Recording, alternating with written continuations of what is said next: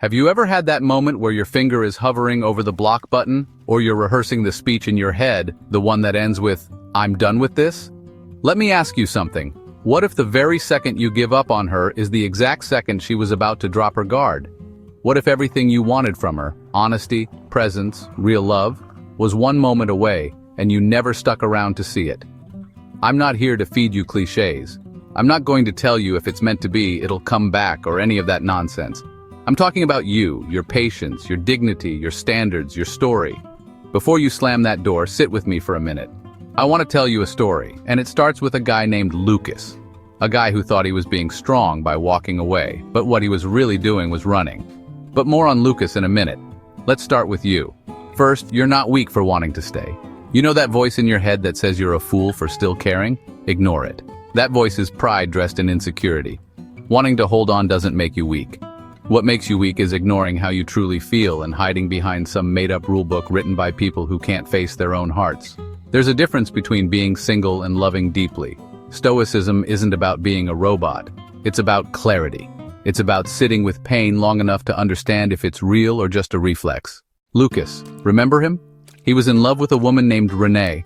Not a romantic comedy love, no violins, just real, like middle-of-the-night phone calls, real, like she knew about the scar on his back, real. But then came the silence, the slow withdrawal, the texts that took 2 hours, then 2 days, then never. Lucas thought, I can't be that guy who sticks around, I'll look pathetic. So he ghosted her first. Guess what? She was dealing with a miscarriage and didn't know how to tell him. Now tell me, was walking away strength or fear wearing a mask? Second, space is not always rejection. Sometimes it's processing. We're so wired for instant feedback now that we forget people are still people. She didn't reply to your message. Maybe she was crying in the bathroom at work.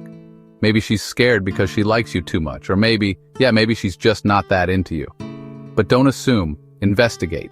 Have you ever walked into a dark room and flipped the switch 10 times before realizing the bulb's out? That's what we do with women. Flip the switch, no light. We rage. Sometimes she's figuring herself out or dealing with trauma or wondering if you're too good to be true. You don't have to wait forever, but you do owe yourself the truth because the worst thing isn't losing her. It's walking away before you even knew what was real. Lucas didn't know Renee was carrying a secret heavier than both of them combined. He walked out thinking she didn't love him. She loved him too much to let him see her fall apart. That's the difference between reaction and reflection. Guess which one a Stoic chooses? Your pain has a job. Let it finish. Let's be honest, it hurts, doesn't it? Not knowing, waiting, feeling like a backup plan in someone else's movie. But here's what Stoicism teaches us. Pain isn't a punishment. It's a messenger. It's the bodyguard of transformation. What if this ache in your chest isn't proof she's wrong for you, but proof you're growing into someone who refuses to love halfway? Lucas told me later, I didn't leave because I stopped loving her. I left because I didn't know how to sit in the pain long enough to understand it.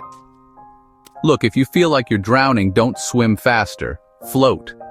Let the pain show you what it's trying to say, because sometimes the very feeling you're trying to kill is the one that leads you to your breakthrough. And if you numb that, you numb everything. Here's where it gets tricky. You're not a doormat. You're not supposed to be her emotional punching bag. But giving up and letting go are two different things. Giving up says, I'm done because this hurts.